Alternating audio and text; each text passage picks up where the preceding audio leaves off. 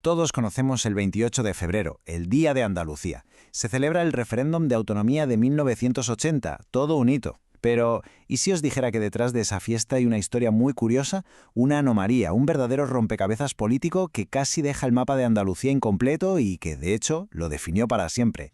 Pues ahí está la gran pregunta que vamos a desgranar. Porque resulta que una de las 8 provincias andaluzas, Almería, no cumplió los requisitos legales que se pedían. No los cumplió. Y sin embargo, hoy es parte de Andalucía. Así que vamos a ver cómo se resolvió este lío. Para entender bien qué pasó, lo primero es conocer las reglas del juego. Y cuidado, porque no eran nada sencillas. Aquel referéndum no era una cuestión de mayoría simple, de que ganaran los del sí y ya está, ni mucho menos. Aquí está la clave de todo el asunto, el famoso artículo 151 de la Constitución.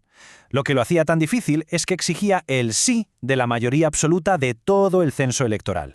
Ojo, no de los que fueron a votar, sino de todas las personas con derecho a voto. Esto es fundamental, porque en la práctica significaba que quedarse en casa, abstenerse, tenía el mismo efecto que votar no. Un listón altísimo, vamos. Bueno, con unas reglas tan estrictas, se pueden imaginar que la noche del 28 de febrero de 1980 fue de auténtico infarto. Y los resultados, además, mostraron algo muy interesante, una fractura total entre el este y el oeste de Andalucía. Fijaos bien en el mapa. Es que es clarísimo. En la parte occidental, provincias como Sevilla o Córdoba, el apoyo fue rotundo, se superó el umbral con muchísima holgura. Pero a medida que nos vamos desplazando hacia el este, hacia la Andalucía oriental, la cosa cambia por completo. Y esta tabla lo confirma. 6 provincias lo lograron sin mayores problemas. Cádiz, Córdoba, Granada, Huelva, Málaga y Sevilla.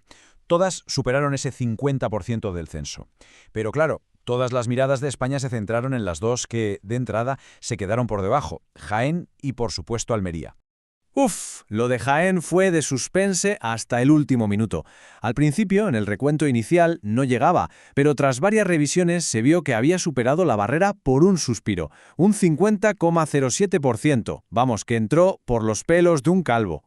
Pero en Almería, la historia fue muy distinta.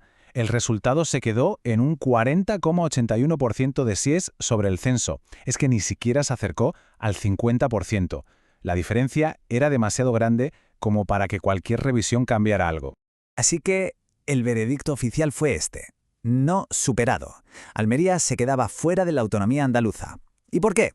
Pues la clave, como decíamos antes, fue la abstención. Casi la mitad del censo no fue a votar. Y aunque la mayoría de los que votaron lo hicieron por el sí, no fueron suficientes para cumplir con esa ley tan estricta. Y esto, claro, nos lleva a la pregunta del millón. ¿Por qué en Almería hubo una abstención tan alta? ¿Qué estaba pasando allí?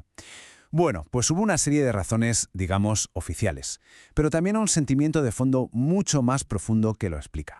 A ver, oficialmente, los analistas de la época hablaron de varias cosas: que la población estaba muy dispersa en pequeños pueblos, lo que dificultaba ir a votar, que los partidos políticos no se movilizaron tanto allí, y bueno, problemas logísticos en general.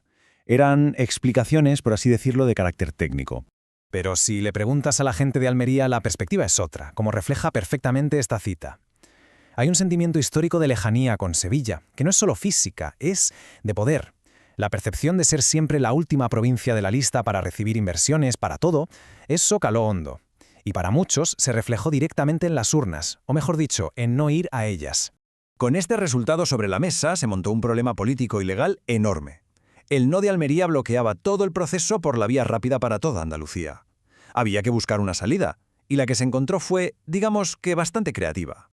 El plan B se puso en marcha. Se llegaron a barajar opciones que hoy suenan increíbles, como que Almería se uniera a la región de Murcia o que fuera una comunidad autónoma ella sola. Al final, la solución fue puramente política. Las Cortes Generales, en Madrid, aprobaron una modificación de la ley orgánica después del referéndum, permitiendo que la voluntad popular expresada en las urnas fuera sustituida por la de los diputados y senadores de Almería. Ellos votaron que sí, y por esa vía legal, Almería acabó dentro de Andalucía. Aquel apaño legal solucionó el problema en 1980. Pero la gran pregunta es, ¿solucionó también el sentimiento de fondo que había detrás? Vamos a ver cómo esos ecos del pasado resuenan todavía hoy, en pleno 2026. Y la verdad es que ese sentimiento de agravio comparativo no ha desaparecido. De hecho, Almería se ha convertido en una de las provincias más productivas de España, una potencia exportadora mundial gracias a sus invernaderos. pero la percepción local sigue siendo la misma, la de ser la que menos financiación e inversiones recibe por parte de la administración. Y quizás no hay un símbolo más potente de este aislamiento que el tren. Porque es que estamos hablando de que a día de hoy, en 2026, el AVE sigue sin llegar a Almería. De hecho, es la provincia andaluza que más tarda en conectar por ferrocarril con la capital de España. Esto alimenta, y mucho, esa sensación de olvido que ya se manifestó en las urmas hace 46 años. Y con esto llegamos al final. La pregunta yo creo que da en el aire. 46 años después de esa entrada tan peculiar, ¿sigue aquel resultado del 28F marcando la identidad de Almería y su forma de sentirse parte del proyecto común andaluz? Es una reflexión que desde luego sigue muy viva en la provincia más oriental de la comunidad.